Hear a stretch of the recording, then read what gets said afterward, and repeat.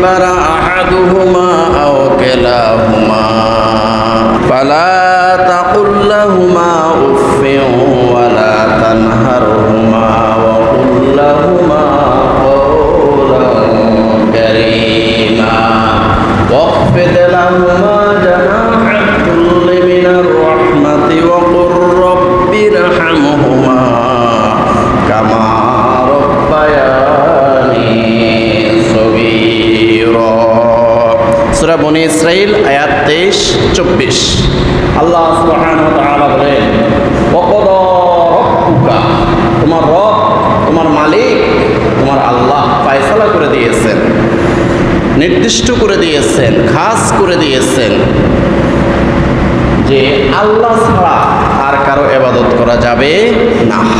ওয়াকাদা রাব্বুকা আল্লাহ তা'বুদু ইল্লা ইয়্যাহু, একমাত্র শুধুমাত্র কেবলমাত্র আল্লাহ ছাড়া আর কারো ইবাদত করা যাবে না, আল্লাহ ছাড়া আর কারো কাছে মাথা নত করা যাবে না। শুধুমাত্র তুমি সিজদা করবে একজনকে, তিনি কে? আল্লাহ। আল্লাহ ছাড়া আর কারো কাছে মাথা নত করা যাবে না। ওয়াবিল ওয়ালিদাইনি ইহসানা, আল্লাহর ইবাদতের পরেই এসে গেল মা বাবার খেদমত। আল্লাহর ইবাদতের পরেই যে ইবাদত, সেটা হলো মা বাবার সাথে ভালো আচরণ করতে হবে, সৌহার্দ্যপূর্ণ আচরণ করতে হবে ওনাদের সাথে, ওনাদের খেদমতের সহিত ওনাদের রাজামন্দি হাসিল করতে হবে, অর্থাৎ মা বাবার সন্তুষ্টি অর্জন করতে হবে। ইম্মা ইয়াবলুগান্না ইনদাকাল কিবারা আহাদুহুমা আও কিলাহুমা, তোমাদের পিতা মাতা দুইজন অথবা দুইজনের একজন যদি বৃদ্ধ হয়ে যায়, তাদের দুইজন অথবা দুইজনের একজন যদি বয়োজ্যেষ্ঠ হয়ে যায়, তাহলে ফালা তাকুল লাহুমা উফিন, তোমরা এই দুইজনের সাথে অথবা দুইজনের একজনের সাথে তোমরা এমন আচরণ করিও না যেই আচরণের কারণে ওনারা মনে কষ্ট পায়, ওনারা কষ্ট পাবে এমন আচরণ তোমরা করতে পারবে না। ওয়ালা তানহারহুমা, এবং পিতামাতাকে মাথা ছিড়কি দিয়ে, চোখ রাঙিয়ে, ধমক দিয়ে তোমরা কথা বলতে পারবে না। অর্থাৎ পিতামাতাকে ধমক দিয়ে কথা বলা যাবে না, মাথা ছিড়কি দিয়ে, চোখ রাঙিয়ে পিতামাতার সাথে কথা বলা যাবে না। খুব সৌহার্দ্যপূর্ণ ভাবেই মা বাবার সাথে কথা বলতে হবে। হযরত আবু হুরায়রা রাদিয়াল্লাহু তাআলা আনহু সমস্ত বিবস্ত্র অবস্থায় যখন রাসূলুল্লাহ সাল্লাল্লাহু আলাইহি ওয়াসাল্লামের কাছে এসেছে, ইয়া রাসূলুল্লাহ সাল্লাল্লাহু আলাইহি ওয়াসাল্লাম, আমার মা মুশরিকা, আমার মা সহ্য করে না আমি যে ইসলাম গ্রহণ করেছি, আপনার কাছে আসি, এটা আমার মা সহ্য করে না। আমার মা আমাকে একদম আঘাতে আঘাতে রক্তাক্ত করে আমার বস্ত্র পর্যন্ত খুলে রেখে দিয়েছে, আমি কি আমার মায়ের সাথে কেমন আচরণ করব? রাসূলুল্লাহ সাল্লাল্লাহু আলাইহি ওয়াসাল্লাম বলেন, হ্যাঁ, এখনো তোমার মায়ের সাথে ভালো আচরণ করবে। তোমাকে যদি সমস্ত সম্পদ থেকে যদি বঞ্চিত করে, তোমাকে বাড়ি থেকে বের করে দেয়, তোমার সমস্ত স্থাবর অস্থাবর সমস্ত সম্পত্তি থেকে তোমাকে যদি ত্যায্য করে, এরপরেও মা বাবার সাথে খারাপ আচরণ করা যাবে না। এমনকি মা বাবা যদি কাফেরের পক্ষ নিয়ে, তরবারি নিয়ে যদি যুদ্ধের ময়দানে আসে, এরপরেও তুমি তোমার মা বাবাকে আঘাত করতে পারবে না। ফালা তাকুল লাহুমা উফিন ওয়ালা তানহারহুমা, এমন কোনো আচরণ করা যাবে না মা বাবার সাথে যে আচরণের কারণে মা বাবা কষ্ট পাবে। ওয়ালা তানহারহুমা, এবং মা বাবার সাথে ধমক দিয়ে, মাথা ছিড়কে দিয়ে, চোখ রাঙিয়ে কথা বলা যাবে না। ওয়াকুল লাহুমা কওলান কারীমা, আর মা বাবার সাথে কেমন আচরণ করবে আল্লাহ পাক রব্বুল আলামিন বলেন, তাদের সাথে সুন্দর সুন্দর আচরণ করবে, ভালোবাসার আচরণ করবে, সৌহার্দ্যপূর্ণ আচরণ করবে, মহব্বতের সহিত তোমরা তোমাদের ব্যবহার করবে তোমাদের মা বাবার সাথে। যতবার তোমার মা বাবার চেহারার দিকে মহব্বতের সহিত তাকাবে, ততবার একটা হজের সওয়াব হয়ে যাবে। সুবহানাল্লাহ, আল্লাহু আকবার।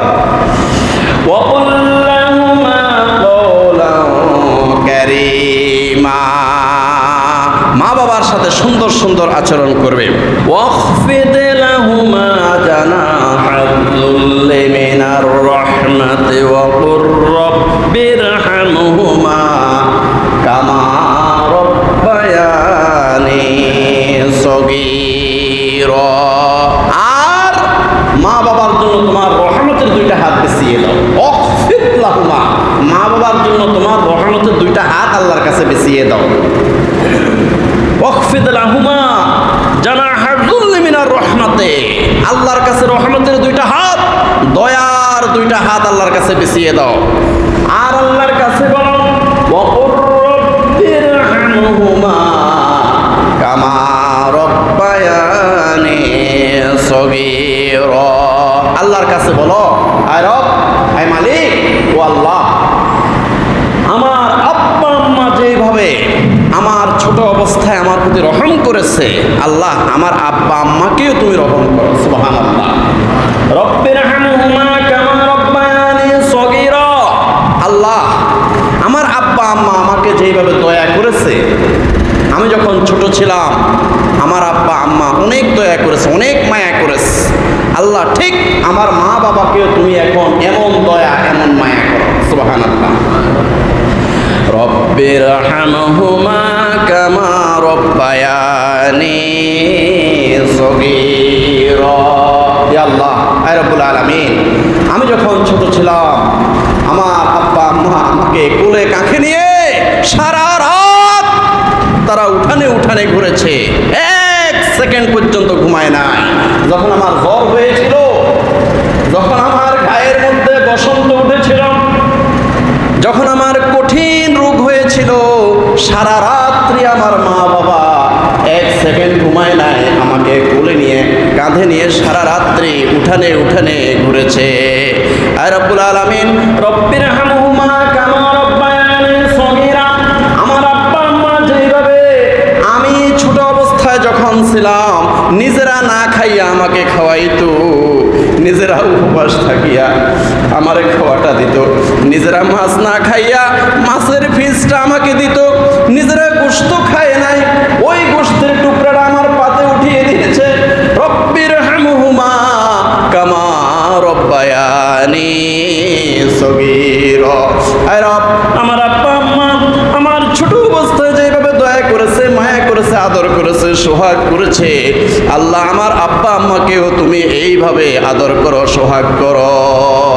আল্লাহ সুবহানাহু ওয়া তাআলা এই মা বাবার খেদমত সম্পর্কে কত সুন্দর বয়ান করেছেন। আল্লাহ রাব্বুল আলামিন বলেন, ইয়াসআলুনাকা মাযা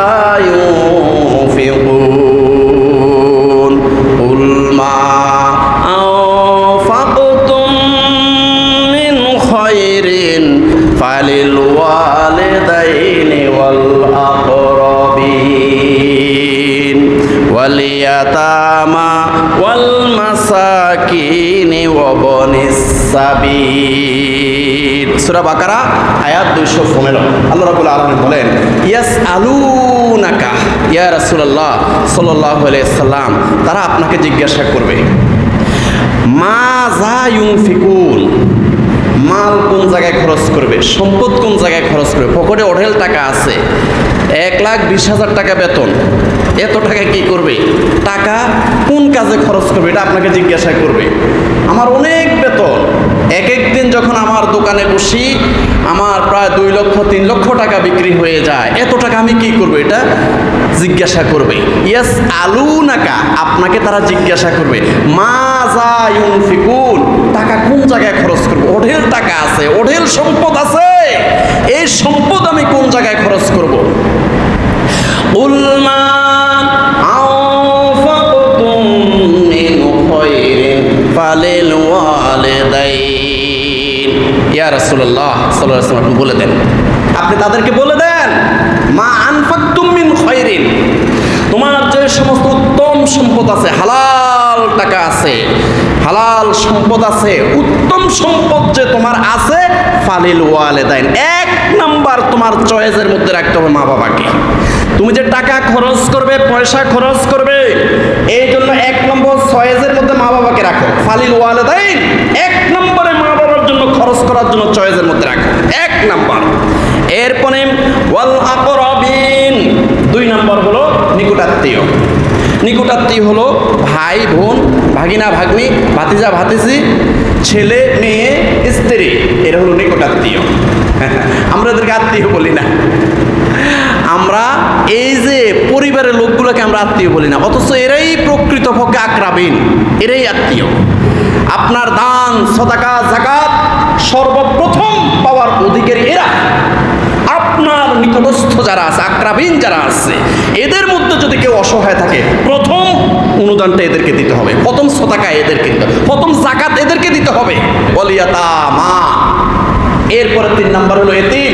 আপনার এলাকায় যে সমস্ত এতিম আছে, মা নাই বাবা নাই, অথবা বাবা নাই, অথবা অসহায়, এই ধরনের এতিম যারা আছে, এদের জন্য আপনার মাল খরচ করবেন। ওয়াল মাসাকিন, যারা মিসকিন, একদম কিচ্ছু নাই, ঘর বাড়ি কিচ্ছু নেই, মিসকিন সাকিন, একদম কিচ্ছু নাই, জিরো, এদের জন্য টাকা খরচ করতে হবে। অবনিস সাবিল।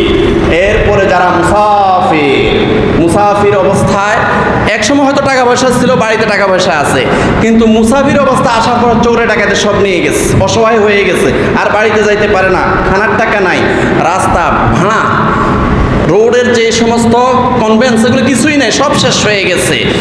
অবনিস সাবিল। এই ধরনের যদি কোনো পথিক অসহায় থাকে, মুসাফির থাকে, এদের জন্য আপনার টাকা পয়সা খরচ করবেন।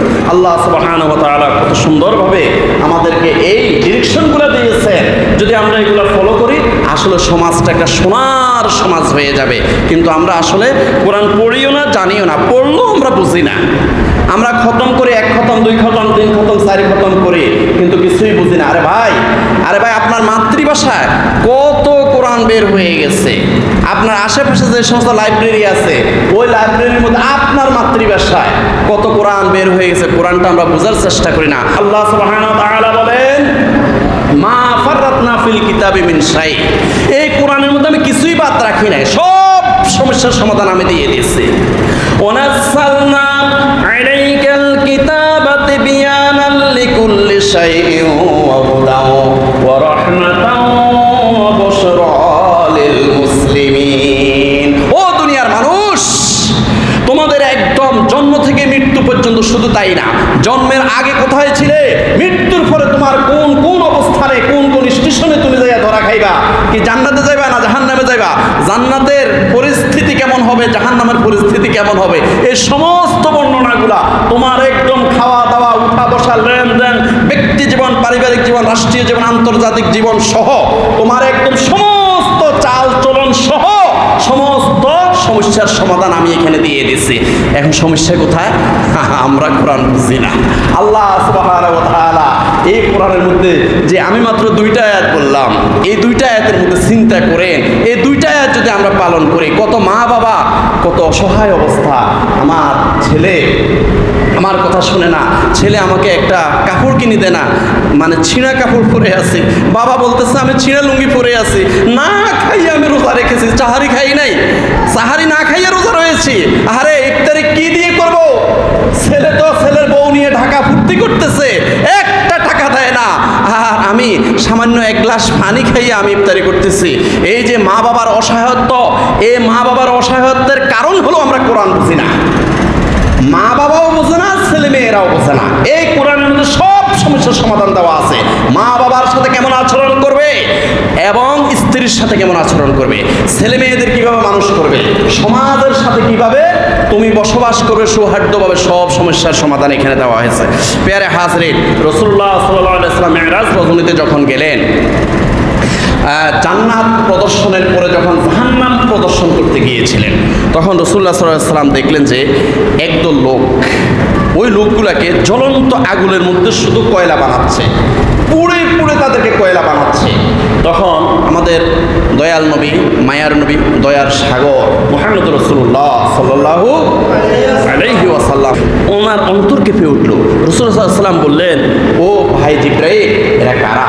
তখন জিবরাইল আলাইহিস সালাম বললেন, ইয়া রাসূলুল্লাহ সাল্লাল্লাহু আলাইহি সাল্লাম, এরা হলো পিতামাতার অবাধ্য সন্তান, যারা পিতামাতার সাথে ভালো আচরণ করতো না, পিতামাতার খাওয়া থাকা বস্ত্রের কোনো খবর রাখতো না, বন্ধু বান্ধবদেরকে নিয়ে লক্ষ লক্ষ টাকা 5 স্টার হোটেলে নষ্ট করেছে, বন্ধু বন্ধু বান্ধবদের জন্য সি বিচে গিয়ে, বিভিন্ন ঝর্ণার মধ্যে গিয়ে এবং পিকনিক স্পটে গিয়ে লক্ষ লক্ষ টাকা খরচ করেছে, কিন্তু পিতামাতার খবর রাখতো না। পিতামাতা কি খাইছে খায় না এই খবরটা রাখতো না। এই পিতামাতার অবাধ্য সন্তানগুলাকে আজকে জাহান্নামের মধ্যে চিরস্থায়ীভাবে তাদেরকে জ্বালাইয়া জ্বালাইয়া কয়লা বানানো হচ্ছে। রাসূলুল্লাহ সাল্লাল্লাহু আলাইহি সাল্লাম এই ব্যাপারে বলেন, কুল্লু যুনুবি ইয়াগফিরুল্লাহু মিনহা মা শা আল্লাহু ইল্লা উকুকাল ওয়ালিদাইন ফাইন্নাহু ইউআজ্জিলু লিসাহিবিহি ফিল হায়াতি ক্বাবলাল মামাত। বাইহাকী শরীফ মিশকাত শরীফের 412 পৃষ্ঠা এই হাদিসটা এসেছে। রাসূলুল্লাহ সাল্লাল্লাহু আলাইহি সাল্লাম বলেন, কুল্লু যুনুবি ইয়াগফিরুল্লাহু মিনহা মা শা আল্লাহ। আল্লাহ পাক ইচ্ছা করলে বান্দার সবগুলো গুনাহ মাফ করে দিতে পারেন। আল্লাহ পাক ইচ্ছা করলে বান্দার সবগুলো গুনাহ মাফ করে দিতে পারেন, ইল্লা উকুকাল ওয়ালিদাইন। শুধু পিতা মাতার অবাধ্য সন্তানদেরকে আল্লাহ মাফ করে না, ইল্লা উকুকাল ওয়ালিদাইন। পিতা মাতার সাথে যারা খারাপ আচরণ করেছে আল্লাহ পাক এদেরকে ক্ষমা করেন না। শুধু তাই নয়, ফাইন্নাহু ইউআজ্জিলু লিসাহিবিহি ফিল হায়াতি ক্বাবলাল মামাত। যারা পিতা মাতার সাথে খারাপ আচরণ করেছে, পিতা মাতার গায়ে হাত দিয়েছে, পিতা মাতার সাথে চোখ রাঙিয়ে কথা বলেছে, পিতা মাতার খানার কোনো খবর রাখে নাই, বস্ত্রের কোনো খবর রাখে নাই, তারা গরু ঘরের মতো, ছাগলের ঘরের মতো একটা ভাঙ্গা ঘরের মধ্যে শুয়েছে, এটার কোনো খবর রাখতো না। ফাইন্নাহু ইউআজ্জিলু লিসাহিবিহি ফিল হায়াতি ক্বাবলাল মামাত। রাসূলুল্লাহ সাল্লাল্লাহু আলাইহি ওয়াসাল্লাম বলেন, শোনো, মৃত্যুর পরে তাদেরকে শাস্তি দিবে, তাই না? মৃত্যুর আগেই আল্লাহ পাক তাদেরকে শাস্তি দিয়ে দিবেন। নাউযুবিল্লাহ বলেন। যারা পিতা মাতার সাথে খারাপ আচরণ করছে তাদেরকে মৃত্যুর আগে আল্লাহ পাক এই দুনিয়াতে শাস্তি দিয়ে দিবেন। মৃত্যুর আগেই এই দুনিয়াতে এই অবাধ্য সন্তানদেরকে আল্লাহ পাক শাস্তি দিয়ে দিবেন। এটা হলো মিশকাত শরীফের 412 নম্বর পৃষ্ঠার হাদিস।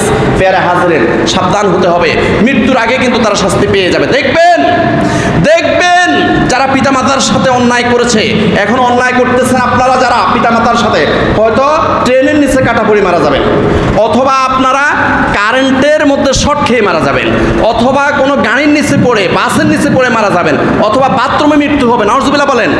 মানে অপমৃত্যু হবে, মৃত্যুর আগে তার শাস্তিটা হয়ে যাবে। নাউযুবিল্লাহি মিন যালিক। আল্লাহ পাক আমাদেরকে এই কঠিন আযাব থেকে হেফাজত করুন, আমিন। ফাকালা ইয়া রাসূলুল্লাহ সাল্লাল্লাহু আলাইহি ওয়াসাল্লাম মা আহাক্কু বিহুসনি সাহাবাতি ক্বালা উম্মুকা ক্বালা সুম্মা মান ক্বালা উম্মুকা ক্বালা সুম্মা মান ক্বালা উম্মুকা ক্বালা সুম্মা মান ক্বালা আবুকা। মুত্তাফাকুন আলাইহি। বুখারী শরীফের 5971 নম্বর হাদিস। এক সাহাবী রাসূলুল্লাহ সাল্লাল্লাহু আলাইহি ওয়াসাল্লামকে জিজ্ঞাসা করলেন, ইয়া রাসূলুল্লাহ সাল্লাল্লাহু আলাইহি ওয়াসাল্লাম মা আহাক্কু বিহুসনি সাহাবাতি, যে আমি সবচেয়ে ভালো আচরণ কার সাথে করব আমাকে একটু বলে দেন। ক্বালা উম্মুকা। রাসূলুল্লাহ সাল্লাল্লাহু আলাইহি ওয়াসাল্লাম বললেন, তোমার মায়ের সাথে তুমি সবচেয়ে ভালো আচরণ করো। ক্বালা সুম্মা মান। এরপরে ওই সাহাবী বললেন, ইয়া রাসূলুল্লাহ সাল্লাল্লাহু আলাইহি ওয়াসাল্লাম এরপরে আমি কার সাথে ভালো আচরণ করব? ক্বালা উম্মুকা। রাসূলুল্লাহ সাল্লাল্লাহু আলাইহি ওয়াসাল্লাম বললেন, এরপরেও তুমি মায়ের সাথে ভালো আচরণ করো। ক্বালা সুম্মা মান। ওই সাহাবী বললেন, ইয়া রাসূলুল্লাহ সাল্লাল্লাহু আলাইহি ওয়াসাল্লাম এরপরে আমি কার সাথে ভালো আচরণ করব? ক্বালা উম্মুকা। তখন রাসূলুল্লাহ সাল্লাল্লাহু আলাইহি ওয়াসাল্লাম বললেন, তোমার মায়ের সাথে ভালো আচরণ করো। ক্বালা সুম্মা মান। এবার সাহাবী বলল, ইয়া রাসূলুল্লাহ সাল্লাল্লাহু আলাইহি ওয়াসাল্লাম এরপরে আমি কার সাথে ভালো আচরণ করব? ক্বালা আবুকা। এবার চতুর্থবারে রাসূলুল্লাহ সাল্লাল্লাহু আলাইহি ওয়াসাল্লাম বললেন, তোমার আব্বার সাথে ভালো আচরণ করো। এটা বুখারীতে আসছে, মুসলিমে আসছে। আল্লাহু আকবার, আল্লাহু আকবার। এই পৃথিবীতে নারীদেরকে সবচেয়ে সম্মান একমাত্র ইসলাম দিয়েছে। যদি নারীরা ইসলাম বুঝতো, কোরআন হাদিস বুঝতো, তাদের কলিজাটা কেটে ইসলামের জন্য হাদিয়া দিয়ে দিত। কিন্তু তারা তো জানে না এই পৃথিবীতে তারা কত নিষ্পেষিত ছিল, কত অধঃপতিত ছিল, কত নিগৃহীত ছিল এই পৃথিবীর মধ্যে।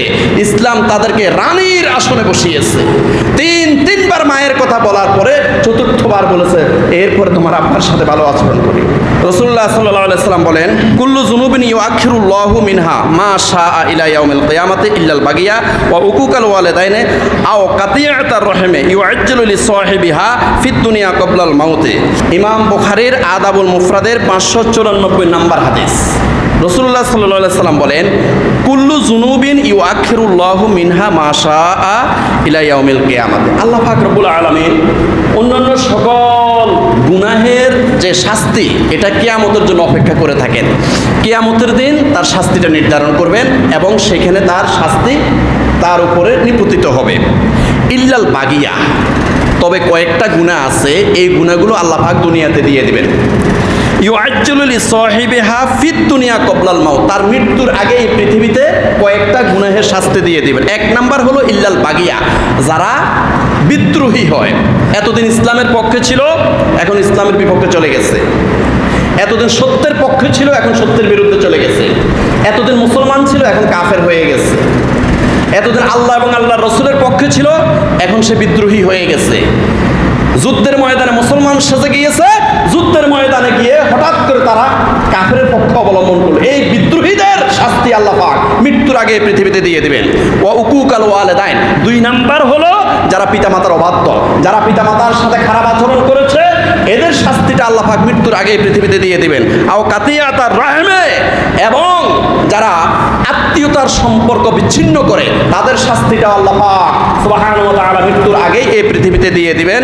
এটা হলো আদাবুল মুফরাদের 594 পৃষ্ঠার হাদিস। ইউআজ্জুলু লিসাহিবিহা ফিদ দুনিয়া ক্বাবলাল মাউত, মৃত্যুর আগে তাদেরকে এই শাস্তিটা দিয়ে দিবেন। আল্লাহ পাক আমাদেরকে হেফাজত করে বলেন আমিন। প্যারে হাজরিন, ফাকালা ইয়া রাসূলুল্লাহ সাল্লাল্লাহু আলাইহি ওয়াসাল্লাম হাল বাকিয়া মিন বিররিন আবাওয়াইয়া শাইউন আবাররুহুমা বিহি বা'দা মাউতিহিমা? ক্বালা না'আম, আস-সালাতু আলাইহিমা ওয়াল ইস্তিগফারু লাহুমা ওয়া ইনফাযু আহাদিহিমা মিন বা'দিহিমা ওয়া সালাতুর রাহিমি আল্লাতী লা তুসালু ইল্লা বিহিমা ওয়া ইকরামু সাদীকিহিমা। আবু দাউদ শরীফের 5142 নম্বর হাদিস।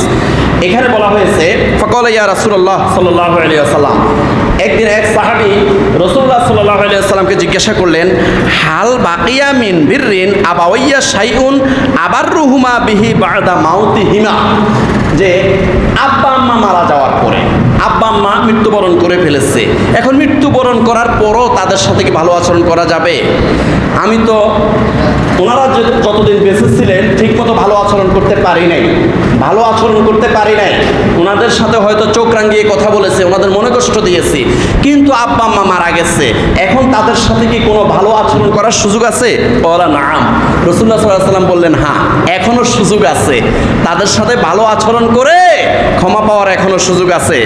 এক, আস-সালাতু আলাইহিমা, 1 নাম্বার হলো তাদের জন্য দোয়া করবে, 5 ওয়াক্ত নামাজ পড়ে পড়ে তাদের জন্য দোয়া করবে, তাহলে হতে পারে কবরে থেকে তোমাকে মাফ করে দিবে। ওয়াল ইস্তিগফারু লাহুমা, তাদের জন্য ক্ষমা চাইবে, আল্লাহ আমার আব্বা আমাকে ক্ষমা করে দাও, আব্বা আমাকে ক্ষমা করে দাও, আব্বা আমাকে ক্ষমা করে দাও। ওয়াল ইস্তিগফারু লাহুমা, আব্বা আম্মার জন্য ক্ষমা চাইবা, হতে পারে আল্লাহ সুবহানাহু ওয়া তাআলার হুকুমে মা বাবা এত খুশি হবে কবরে থাকিও তোমাকে মাফ করে দিবে। ওয়া ইনফাযু আহাদিহিমা মিন বা'দিহিমা, এবং পিতা মাতার জন্য খরচ করবে, দান করবে, সদাকা করবে, পিতা মাতার জন্য যে একটা কালভার্ট করে দেবে, পিতা মাতার জন্য একটা ফুল করে দিবে, পিতা মাতার জন্য একটা মাদ্রাসা করে দিবে, মসজিদ করে দিবে, পিতা মাতার জন্য খরচ করবে, তাহলে এই সওয়াবটা ওনারা পেয়ে হতে পারে তোমাকে মাফ করে দিবে। ওয়া সালাতুর রাহিমে আল্লাতী লা তুসালু ইল্লা বিহিমা, আব্বা আম্মার মাধ্যমে যে সমস্ত আত্মীয় হয়েছে, পিতৃকুল মাতৃকুল, এই 2 কুল থেকে যতগুলো আত্মীয় হয়েছে, এই আত্মীয়দের সাথে তুমি ভালো আচরণ করবে, এদের সাথে সম্পর্ক রাখবে, হতে পারে তোমার আব্বা আম্মা ওই কবরে থেকে তোমাকে ক্ষমা করে দিবে। ওয়া ইকরামু সাদীকিহিমা, আর কি করবে?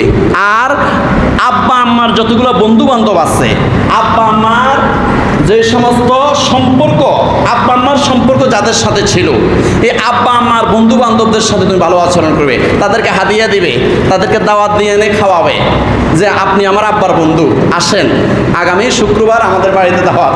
সুবহানাল্লাহ বলেন না? দেখছেন না ইসলাম কত সুন্দর? আল্লাহু আকবার। শুধু আমরা জানি না, পড়ালেখা তো মোটেই করি না, অথচ এই মহাবিশ্বের মহাবিশ্বয় মহাগ্রন্থ আল কোরআনের প্রথম যে শব্দটা, এটা হলো ইকরা। জানেন না এটা? প্রথম শব্দটা কি? ইকরা। যে 6236টি আয়াতের মধ্যে প্রথম যে আয়াতটা নাজিল হয়েছে, এটার নাম হলো ইকরা বিসমি রাব্বিকাল্লাযী খলাক। পড়ো, জ্ঞান অর্জন করো, পড়ো, জ্ঞান অর্জন করো, ইলম অর্জন করো, কারণ আমলের আগে ইলম দরকার। আমলের আগে কি দরকার? কথা বল, আমলের আগে কি দরকার? আমলের আগে আপনার ইলম দরকার। আপনি পড়তে হবে, তো জানতে হবে, জানলে না আপনার ভিতর আল্লাহর ভয় আসবে, আখিরাতের ভয় আসবে, আপনার যে গুনাহ থেকে বেঁচে থাকা দরকার এই ভয়টা আসবে আপনার ইলম যদি থাকে। ইলমে যদি না থাকে তাহলে তো এই ভয়টা আসবে না। রাসূলুল্লাহ সাল্লাল্লাহু আলাইহি ওয়াসাল্লাম বলেন, আলা উনাব্বিউকুম বিআকবারিল কাবায়ের সালাসান, কুলনা বালা ইয়া রাসূলুল্লাহ সাল্লাল্লাহু আলাইহি ওয়াসাল্লাম, ক্বালা আল ইশরাকু বিল্লাহ ওয়া উকুকুল ওয়ালিদাইনি ওয়া কানা মুত্তাকিয়ান ফাজালাসা ফাকালা আলা ওয়া কাউলুজ জুর শাহাদাতুজ জুর। বুখারী শরীফের 2654 নম্বর হাদিস। রাসূলুল্লাহ সাল্লাল্লাহু আলাইহি ওয়াসাল্লাম বলেন, আলা উনাব্বিউকুম বিআকবারিল কাবায়ের। রাসূলুল্লাহ সাল্লাল্লাহু আলাইহি ওয়াসাল্লাম একদিন ওয়াজ করতে গিয়ে, খুতবা দিতে গিয়ে বলতেছেন, এই শোনো, সবচেয়ে বড় গুনাহ, সবচেয়ে বড় কবিরা গুনাহ কি, এটা কি তোমরা জানো? এটা কি তোমাদেরকে জানাবো? সালাসান, 3 বার বলেছেন। এই সবচেয়ে বড় গুনাহ কি তোমাদেরকে জানাবো? সবচেয়ে বড় গুনাহ কি তোমাদেরকে জানাবো? সবচেয়ে বড় গুনাহ কি, এটাকে তোমাদেরকে জানাবো? এটা 3 বার বলেছেন রাসূলুল্লাহ সাল্লাল্লাহু আলাইহি ওয়াসাল্লাম। কুলনা বালা ইয়া রাসূলুল্লাহ সাল্লাল্লাহু আলাইহি ওয়াসাল্লাম। তখন সাহাবায়ে কেরাম বললেন, হ্যাঁ ইয়া রাসূলুল্লাহ সাল্লাল্লাহু আলাইহি ওয়াসাল্লাম, সবচেয়ে বড় গুনাহ কি আমাদেরকে জানান। বলা আল ইশরাকু বিল্লাহ। রাসূলুল্লাহ সাল্লাল্লাহু আলাইহি ওয়াসাল্লাম বলেন, 1 নাম্বার হলো আল্লাহর সাথে শিরিক করা বড় গুনাহ। একমাত্র শুধুমাত্র কেবলমাত্র সিজদা করতে হবে একজনকে, তিনি কে? আর আপনি যদি আল্লাহ ছাড়া কোনো ব্যক্তি অথবা বস্তুর কাছে, কোনো মানুষকে, কোনো পীরকে, কোনো আলেমকে, কোনো কবরকে যদি সিজদা করেন, এটা হলো সবচেয়ে বড় গুনাহ। এটা হলো সবচেয়ে বড় গুনাহ, আল ইশরাকু বিল্লাহ ওয়া উকুকুল ওয়ালিদাইন। 2 নম্বর বড় গুনাহ হলো মা বাবার অবাধ্য হওয়া, মা বাবার সাথে খারাপ আচরণ করা। এই 2টা বলার সময় ওয়াকানা মুত্তাকিয়ান, রাসূলুল্লাহ সাল্লাল্লাহু আলাইহি ওয়াসাল্লাম হেলান দিয়ে বসাচ্ছিলেন এই 2টা বলার সময়। একটা হলো আল্লাহর সাথে শিরিক করা বড় গুনাহ, আরেকটা হলো পিতা মাতার সাথে খারাপ আচরণ করা বড় গুনাহ। এই 2টা বলার সময় রাসূলুল্লাহ সাল্লাল্লাহু আলাইহি ওয়াসাল্লাম ওয়াকানা মুত্তাকিয়ান, হেলান দিয়ে বসাচ্ছিলেন। ফা জালাসা, অতঃপর রাসূলুল্লাহ সাল্লাল্লাহু আলাইহি ওয়াসাল্লাম হেলান থেকে সোজা হয়ে বসলেন। ফাকালা আলা ওয়া কাউলুজ জুর ওয়া শাহাদাতুজ জুর। এই শোনো, এই সাবধান, জেনে রাখো, সবচেয়ে বড় গুনাহ আরেকটা আছে, সেটা হলো মিথ্যা সাক্ষী দেওয়া। সবচেয়ে বড় গুনাহ আরেকটা আছে, এটা হলো মিথ্যা সাক্ষী দেওয়া। জানো তোমার একটা মিথ্যা সাক্ষীর কারণে একজন প্রফেসর সাহেব কানে ধরতে হয়েছে, নাউজুবিল্লাহ বলেন না? তোমার একটা মিথ্যা সাক্ষী দেওয়ার কারণে একটা আলেমের ফাঁসি হয়ে গেল, নাউজুবিল্লাহ বলেন? আলা ওয়া কাউলুজ জুর শাহাদাতুজ জুর। সবচেয়ে বড় গুনাহ হলো মিথ্যা সাক্ষী দেওয়া। এই মিথ্যা সাক্ষী দেওয়ার কারণে একজন সম্ভ্রান্ত মানুষ, একজন শিক্ষিত মানুষ হাজার হাজার মানুষের সামনে নাকে খত দিতে হয়েছে, চুল কামিয়ে আলকাতরা লাগিয়ে দিয়েছে তোমার মিথ্যা সাক্ষীর কারণে। আলা ওয়া কাউলুজ জুর আলা শাহাদাতুজ জুর। সবচেয়ে বড় গুনাহ হলো মিথ্যা সাক্ষী দেওয়া। প্যারা হাজরিন, রাসূলুল্লাহ সাল্লাল্লাহু আলাইহি ওয়াসাল্লাম বলেন, রগিমা আনফুহু সুম্মা রগিমা আনফুহু সুম্মা রগিমা আনফুহু। কিলা মান ইয়া রাসূলুল্লাহ সাল্লাল্লাহু আলাইহি ওয়াসাল্লাম? ক্বালা মান আদরাকা ওয়ালিদাইহি ইনদাল কিবারা আহাদাহুমা আও কিলাইহিমা সুম্মা লাম ইয়াদখুলুল জান্নাতা। মুসলিম শরীফের 6405 নম্বর হাদিস। রাসূলুল্লাহ সাল্লাল্লাহু আলাইহি ওয়াসাল্লাম বলেন, রগিমা আনফুহু সুম্মা রগিমা আনফুহু সুম্মা রগিমা আনফুহু। সে ধ্বংস হোক, সে ধ্বংস হোক, সে ধ্বংস হোক, 3 বার বলেছেন। ইলামান ইয়া রাসূলুল্লাহ সাল্লাল্লাহু আলাইহি ওয়াসাল্লাম। সাহাবায়ে কেরামরা বললেন, ইয়া রাসূলুল্লাহ সাল্লাল্লাহু আলাইহি ওয়াসাল্লাম, কে ধ্বংস হোক? সেই ব্যক্তিকে, যেই ব্যক্তি ধ্বংস হয়ে যাক, সেই ব্যক্তিকে। বলা মান আদরাকা ওয়ালিদাইহি ইনদাল কিবারে আহাদাহুমা আও কিলাইহিমা। যে রাসূলুল্লাহ সাল্লাল্লাহু আলাইহি ওয়াসাল্লাম বলেন, যেই ব্যক্তি তার পিতামাতাকে বৃদ্ধ অবস্থায় পেয়েছে অথবা পিতামাতার একজনকে বৃদ্ধ অবস্থায় পেয়েছে, সুম্মা লাম ইয়াদখুলুল জান্নাতা, পিতামাতার সন্তুষ্টি নিয়ে সে জান্নাতে প্রবেশ করতে পারে নাই। কারণ হুমা জান্নাতুকা ওয়া নারুকা, পিতামাতার সন্তুষ্টিতে জান্নাত, পিতামাতার অসন্তুষ্টিতে জাহান্নাম। সুম্মা লাম ইয়াদখুলুল জান্নাতা, পিতামাতাকে বৃদ্ধ অবস্থা পাইয়াও সে জান্নাতে প্রবেশ করতে পারলো না, সেই ব্যক্তি ধ্বংস হোক। রাসূলুল্লাহ সাল্লাল্লাহু আলাইহি ওয়াসাল্লাম বলেন, রেদার রব্বে ফি রেদাল ওয়ালিদে, সাখাতুর রব্বে ফি সাখাতিল ওয়ালিদে। তিরমিজি শরীফের 1899 নম্বর হাদিস। রাসূলুল্লাহ সাল্লাল্লাহু আলাইহি ওয়াসাল্লাম বলেন যে রেদার রব্বে ফি রেদাল ওয়ালিদে, আব্বার সন্তুষ্টিতে আল্লাহ সন্তুষ্ট। সুবহানাল্লাহ বলেন। আপনার আব্বা আপনার উপর সন্তুষ্ট আছে, আল্লাহ আপনার উপর সন্তুষ্ট হয়ে গেছে। সুবহানাল্লাহ বলেন। সাখাতুর রব্বে ফি সাখাতিল ওয়ালিদে, আব্বা আপনার প্রতি অসন্তুষ্ট, আল্লাহ আপনার উপর অসন্তুষ্ট। ঠিক আছে, মায়ের অবদান অনেক অনেক অনেক অনেক বেশি, কিন্তু বাবা যে কি পরিশ্রম করেছে। এখন ফেসবুকের যুগ, দেখছেন বাবার কতগুলো গান এখন লোড হয় ফেসবুকের মধ্যে। এই যে বাবা কি কষ্ট করে, আল্লাহু আকবার, কত বড় বোঝা, এই বোঝাটা কাঁধে নিয়ে সে উপরে উঠতেছে, ট্রাকের মধ্যে মাল উঠাইতেছে। কত কষ্ট করে শীতের মধ্যে সে ধানের চারা রোপণ করতেছে। এই বাবা রেদার রব্বে ফি রেদাল ওয়ালিদে, সাখাতুর রব্বে ফি সাখাতিল ওয়ালিদে, আব্বার সন্তুষ্টি আল্লাহর সন্তুষ্টি, আব্বার অসন্তুষ্টি আল্লাহর অসন্তুষ্টি। অতএব পিতার মনেও কষ্ট দেওয়া যাবে না, মাতার মনেও কষ্ট দেওয়া যাবে না। মায়ের সাথে ভালো আচরণ করতে হবে, পিতার সাথেও ভালো আচরণ করতে হবে।